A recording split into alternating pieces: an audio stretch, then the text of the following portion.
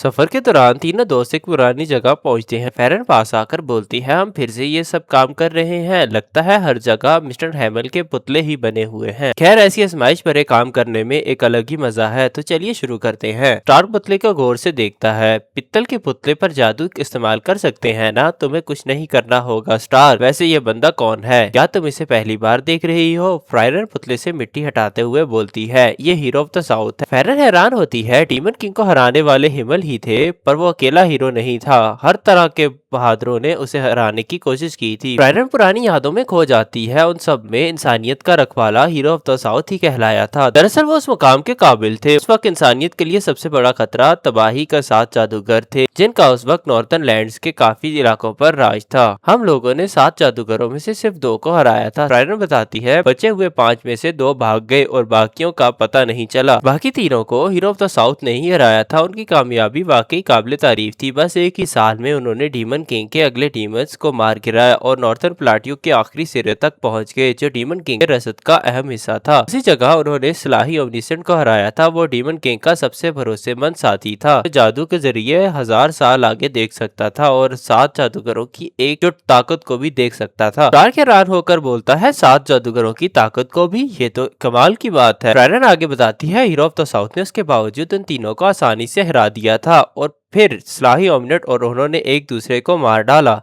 फ्रायरन को एक पुरानी मुलाकात याद आती है, जब वो अकेले हीरो ऑफ द साउथ से मिली थी। फ्रायरन ने कहा था, मुझे मंजूर नहीं, मैं डीमन किंग को नहीं हरा सकती। हीरो ऑफ द साउथ ने मुस्कुराते हुए कहा, तो तुमने मना कर ही दिया। मैं पहले भी कहा था, मेरे पास तुम्हें बनाने के लिए कोई भी वजह नहीं है। फ्रायरन फ्रायरन ने पूछा, आप तो ऐसे बोल रहे हैं जैसे आपको पता हो कि आगे क्या होगा। हीरो ऑफ द साउथ ने कहा, हाँ, क्योंकि मुझे ये बात पहले से पता है। अगर तुम्हारी दिलचस्पी थोड़ी और बढ़ जाए, तुम्हें तबाही के 7 जादूगरों के बारे में पता है ना? चलो मैं तुम्हें अपने बारे में एक राज बताता हूँ। 1 साल बाद मैं नॉर्थन प्लाटू में कहीं स्लाही ओमनिसेंट और 7 जादूगरों के हाथों मारा जाऊंगा।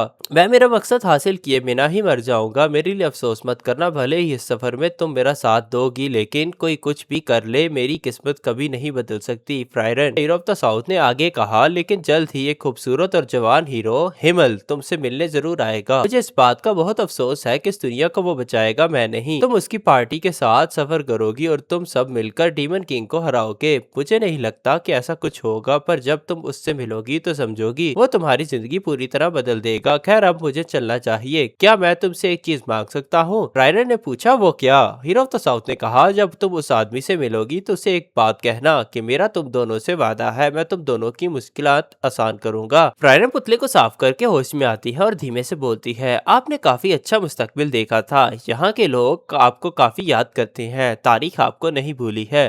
तीनों दोस्त एक बड़े शहर के बाजार में दाखिल होते हैं। फेरन कहती है, एक बड़े शहर में आए हमें काफी वक्त हो गया। देखो, यहाँ जादू की दुकानें हैं। फेरन सख्ती से बोलती है, तुम्हें पता है ना स्टार्क कि हमारे पास वक्त बहुत कम है।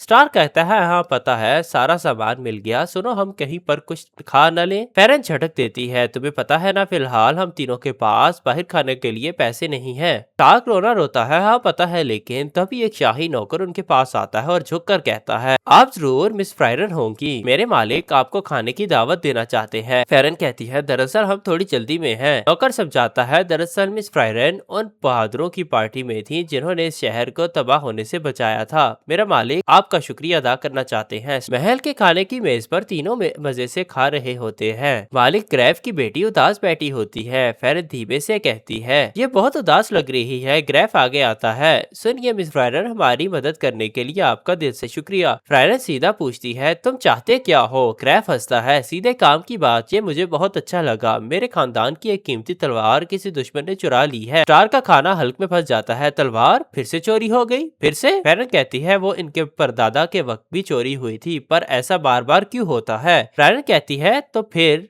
बात यह है, मुझे इनाम के तौर पर ग्रीमोर जादू की किताब चाहिए। ग्रैफ हाथ आगे बढ़ाता है, तो फिर सौदा पक्का समझे। सच कहूँ तो नॉर्थन लैंड्स के काफी सारे अमीरों के नखरे ऐसे ही होते हैं। अगर मेरी तलवार वापस नहीं लाई तो जेल में डाल दूंगा। स्टार्क डर कर कहता है, क्या जो उनकी बात करते हैं? फेरन कहती है, कम से कम इस बार इन सबको इतना पता है कि दुश्मन किस तरफ भागा है। ये अच्छी बात है। पिछली बार की तरह बिना किसी सबूत के ढूंढने से तो ये बेहतर ही है। तीनों चलते चलते एक पुराने उजाड़ गाँव में पहुंचते हैं। स्टार्क आसपास देखता है, ये गाँव तो एक खंडर जैसा है, यहाँ पर कोई नहीं है। फ्रायरन रुकती है, नहीं यहाँ पर कोई है। एक खातून बाहर आती है जो देखने में एक इबादत करने वाली लगती है। स्टार्क पूछता है क्या तुम इस गांव से हो? खातून बोलती है नहीं, मैं एक मुसाफिर प्राइस्ट हूँ। पर तुम कौन हो? फेरन कहती है हम सफर करने वाले मुसाफिर हैं। प्राइस्ट अफसोस का इजहार करती है, स्वॉर्ड टीमों ने इस गाँव को पूरी तरह से तबाह कर दिया और मैं उन्हीं लोगों के सुकून के लिए दुआ कर रही थी। स्टार्क गुस्से में बोलता है शायद वही दुश्मन जिसका हम पीछा कर रहे हैं। ना जाने उस स्वॉर्ड टीमन ने कितने गांव को बर्बाद कर दिया। उस दुश्मन ने एक भी इंसान को जिंदा नहीं छोड़ा। अफसोस की बात है। प्राइस कहती है उनकी शांति के लिए तुम लोग मेरे साथ दुआ करना चाहोगे? फ्रायरन अचानक अपनी लाठी निकालती है, मुझे पता था यहाँ पर कोई लाशें नहीं है। पर क्यों? क्योंकि ये प्राइस ही वो स्वॉर्ड टीमन है। खातून का चेहरा बदल जाता है और उसके सर से सींग निकल आते हैं। स्टार्क चिल्लाता है लेकिन तुम बाकी चीजों को भी तो खा सकती हो। हाँ, लेकिन इंसानों को खाने में जो मजा है वो बाकी चीजों को खाने में कहाँ। फेरन अपनी लाठी आगे करती है, इससे बात करना ही बेकार है, इसे हराते हैं, काफी आगे है। फ्रंट लाइनर इसी काम के लिए होते हैं।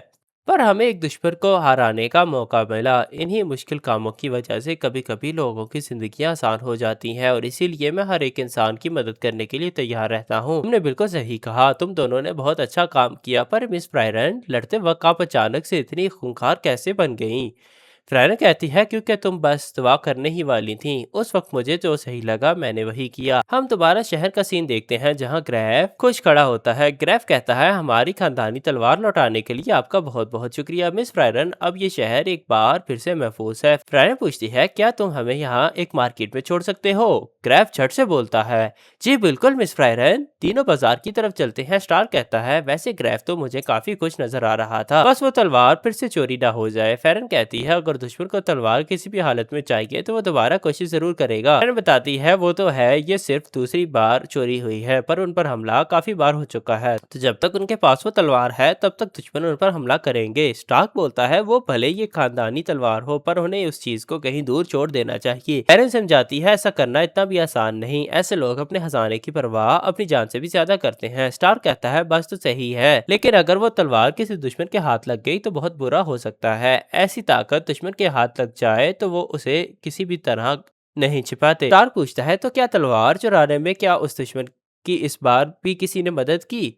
फ्रेन जवाब देती है कुछ कह नहीं सकते, लेकिन जब तक इंसानों की ख्वाहिशात बढ़ती रहेंगी तब तक दुश्मन उस बात का फायदा उठाते ही रहेंगे। इंसान भी उनके सामने कुछ नहीं कर पाते, यही तो अफसोस की बात है। फेरन पूछती है अगर ऐसा दोबारा हुआ तो मुझे पूरा यकीन है कि आप मदद करेंगी। फेरन मुस्कुराती है वो तो अब इनाम के ऊपर है। स्टार हंसता है तो आपने ये सब सिर्फ इनाम पाने के लिए किया? फ्रेनन अपनी नई किताब देखकर कहती है शायद शुक्र है मुझे इस बार भी एक अच्छा वाला ही मिला। फ्रेनन पूछती है बहुत अच्छी बात है मिस फ्रेनन, लेकिन ये कैसा मंत्र है?